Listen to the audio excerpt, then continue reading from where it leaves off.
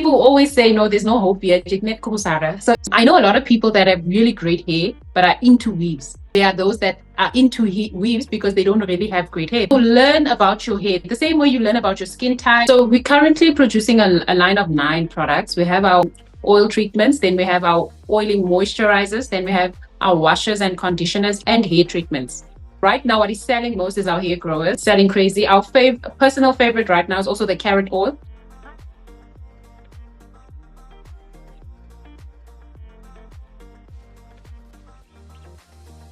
Hi everyone, my name is Tanya Boyson and welcome to the Come Up series. I'm here with my lovely co-host Luandra Jacobs, and our guest today is Mandisa, and we will be talking about her business, which is called Kroeshare Care. So Kroeshare means coarse in English, and it's a hair type that's thick and wide in diameter.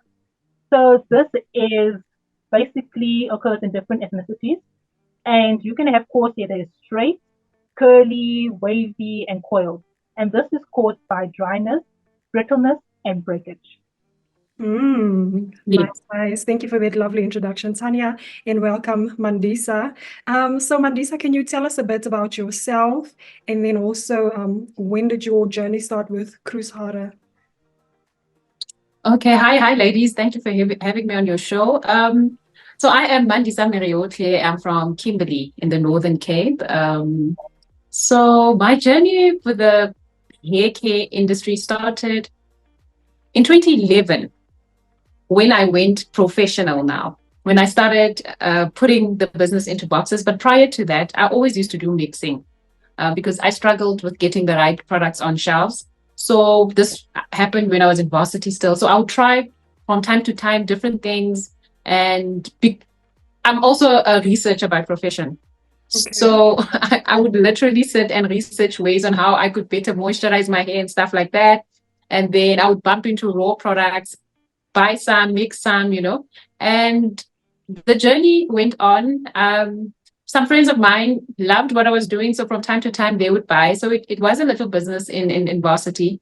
When after graduation, obviously, I thought I was going to go mainstream, build a career far from the hair care business. But I did that for quite some time. And this was when I was still based in Johannesburg. I worked for different companies as a researcher. But when I came back home in COVID, after graduation, I came back home and the political climate here was a bit different at the time. So I decided to go into business. And this was the one thing that I started doing again, because coming back home, people acknowledged my hair. At the time, I had a very big afro. People acknowledged, wanted to know how do you keep your hair like this and stuff like that. I had a child, so when I take my child to kindergarten, so there was this one lady who was struggling with her hair and her daughter's hair. So from time we'll have these talks, and then she was like, "Can you please make me some of the products and then sell it to me, and I will greatly appreciate it." So that's how the business actually took off in Kimberley. She started referring me to other parents, and it became a thing, So I decided in 2021, December, I decided I'm going to brand this thing and I'm going to make it legitimate. Because now I was starting to pull in the sales. So I went with the branding, sourced containers. I designed my own logo. I did all of that. And yeah, we came up with different products. And I think at the time I was doing this alone. So, and I opened a hair salon, but it was a mobile one. So that's how I was getting the products through at the time. I would go to people's houses, do their hair, so myself the product right there. Sure. Oh, wow. I love they had a mobile one. That's very convenient. Mm-hmm. Yeah. So it worked. Sorry? Honestly, there was no real inspiration. I'm going to be very honest. I didn't wake up and just like, I'm going to do this. My circumstances, especially financially, did not allow me not to have an income, So I needed to keep the lights on. I needed to put bread on the table. So I pushed this as hard as I could just to keep afloat. So that for me was the main push. I didn't wake up. Like I said, I never imagined that this is where I will be. I always thought I'll be like somewhere high up in the corporate world, pushing myself. So my financial situation, we were going through a very, very difficult time, especially during COVID. So when business closed and stuff, because prior to that, my husband and I were running an IT company. Oh, wow. So Okay. yeah, we were running an IT company. We had employees. I think we were at the prime of the business journey, having started it in about 2007. We were at the prime of and then COVID happened. So with having to close down shop, having to let go of employees, having to settle bills very quickly and stuff like that, the income, there was no money coming in frequently. So I had to do something that would bring in that everyday money to buy bread, to do something. And this is where it started. So that was basically how the thing just took off. Yeah, I think it's Okay. quite interesting how it Right. started for you from your varsity days, where you were just experimenting and doing research on ingredients that you can mix together for your own hair, and people saw the results of that, and then you started making money from it. It's quite interesting. Yeah. Oh, sorry, I just had another question there. What was the inspiration behind the name Kroeshare? Okay. So growing up, like I said, I always struggled with hair. So everyone that I would go to, like a hairstylist or go to a hair salon, try wanting someone to take care of my hair and really understand my hair. People always say, no, there's no hope yet. So in Kimberley, Afrikaans is like the main language. So yeah, so it stuck with me. It stuck with me. And it also just made sense here in Kimberley. People really related to it quicker. And yeah, then it became the brand's name, the official name. It's a nice name. It's so South African, hey? It really is. Yes. So what products does your company offer, and which products currently sells the most?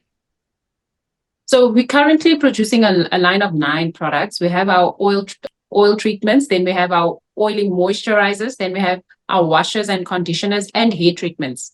So right now what is selling most is our hair growers, selling crazy. Our personal favorite right now is also the carrot oil. So I've seen a lot of people now are telling me they're also using it on their face and body because it's really moisturizing. But the carrot oil, the shampoo, the restore and strengthening treatment, and our hair growth serum are the 4 items that are really selling. How long is the shelf life, and are they all organic?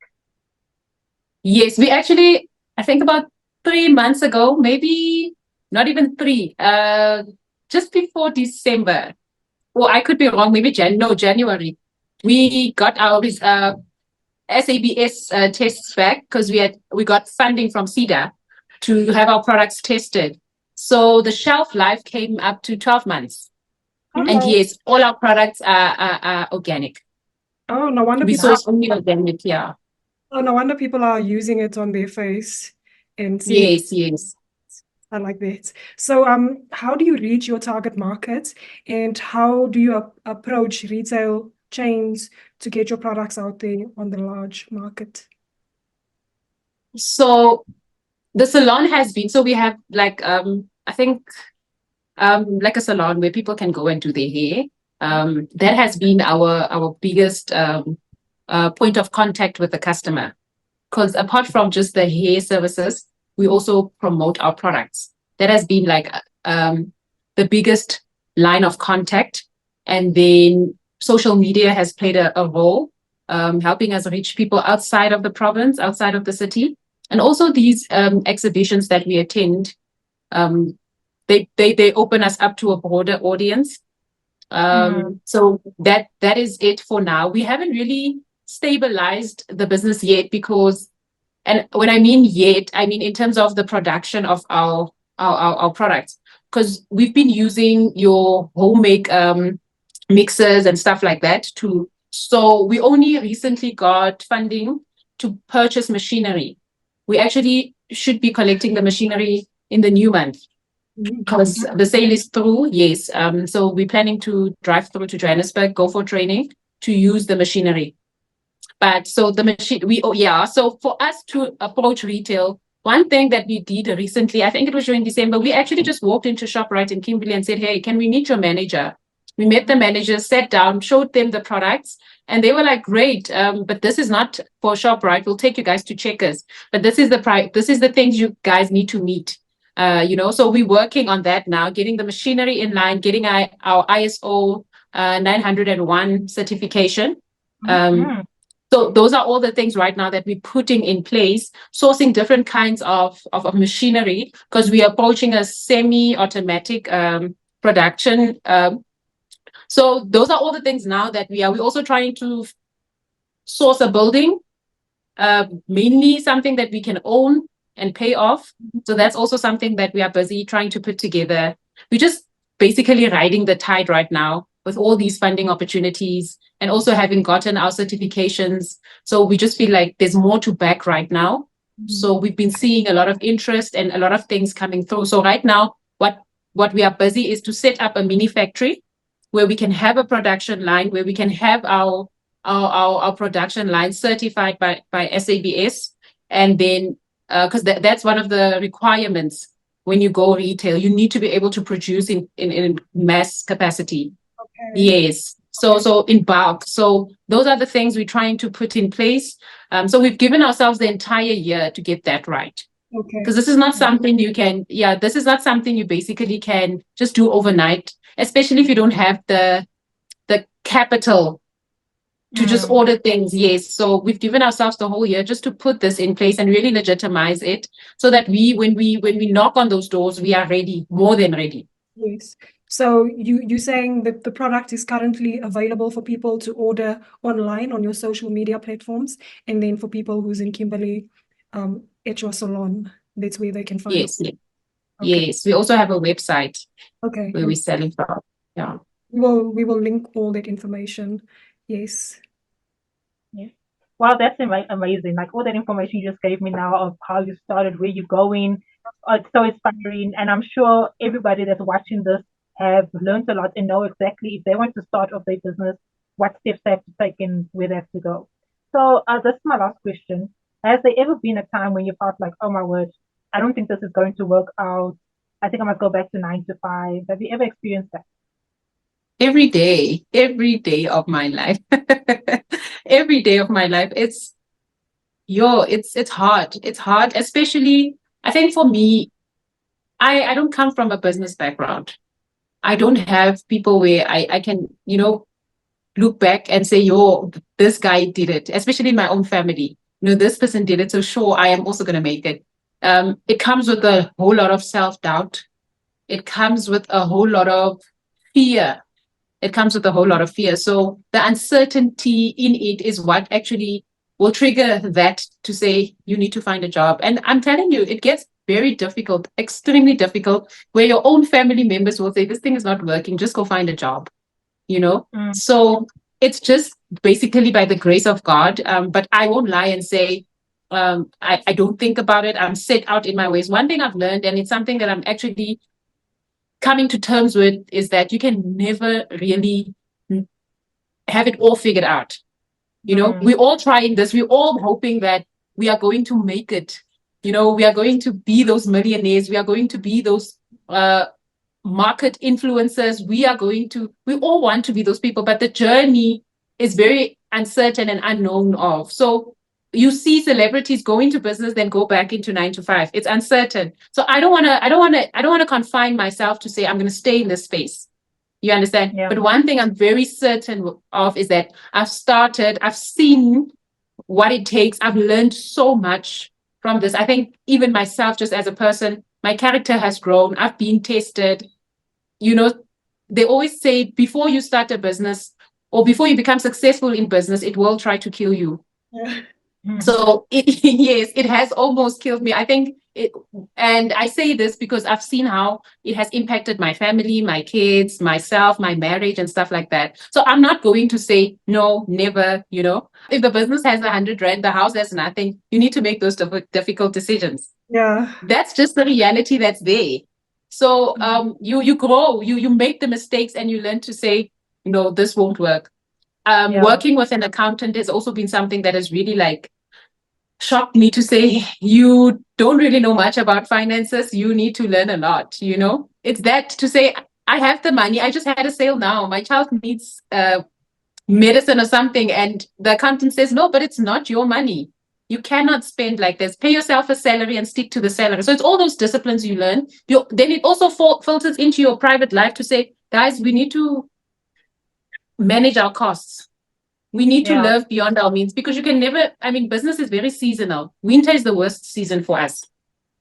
You get my point. No, there's not a lot of people coming to do their hair, and the weather is unpredictable. When it's too cold, people don't show up, So you need already to be planning in January for your June. You understand? And when you do that, you already need to be limiting certain things in your private life so that you can keep up on the other side. So it's both negative and good. I mean, there's nothing good with saying we can't buy you this pair of shoe because we have to pay rent month end. You get it. So it's all, it's very, it stretches you. It stretches you beyond measure. It really stretches you. Wow, it sounds like it's quite a learning curve, but it's a good thing. It really is a good thing. Yeah. So Yes. can you leave women of color with encouraging words to embrace their natural hair texture? Because we know there's this wave of weave, wigs, straight hair, and sometimes we don't know how to even take care of our own natural hair texture anymore. For me, it's more about take time to learn who you really are. Take time, what works for you. I know a lot of people that have really great hair, but are into weaves. You get my point? There are those that are into weaves because they don't really have great hair, but they don't take the time. People expect results overnight. You understand? So learn about your hair. The same way you learn about your skin type. When you buy foundation, you buy something that is similar to your skin tone. The same thing applies with hair. Learn your hair type. Learn what works, what doesn't work for it. And navigate and take your time, because there's really no quick fix to it. People that come there with hairline problems and they expect quick fixes. So for me, it's take time to really build yourself holistically. Don't falter certain areas of your life. Okay. Thank you so much for those encouraging words. Mandisa, do you have any final closing words? In closing, I'll say I'm really excited about the journey that is ahead. And I'm really trusting God that whatever comes, it will really be to just certify this journey and take it to where we see it going, And that I think our hope should basically not be in ourselves to say we are going to do it. We need a whole community to come through at different levels of this journey. So let the help be there. Let those who can put their money in it, please come through and help us grow. Beautiful. Beautiful. Tanya, do you have any closing words? I just want to say thank you so much for authenticity on our show, and you just helped a lot of viewers out there and inspired a lot of people as well. And thank you for sharing your journey with us. Thank you for having me. Thank you. Finally, Mia. Took forever. So guys, if you guys want to get your hands on the Kroeshare hair care products, we will link the website and all the social media platforms down below in the description section. And if you guys enjoyed this episode, please like, comment, and make sure to subscribe to our channel. Yes, we will see you guys in the next video. Bye. Bye.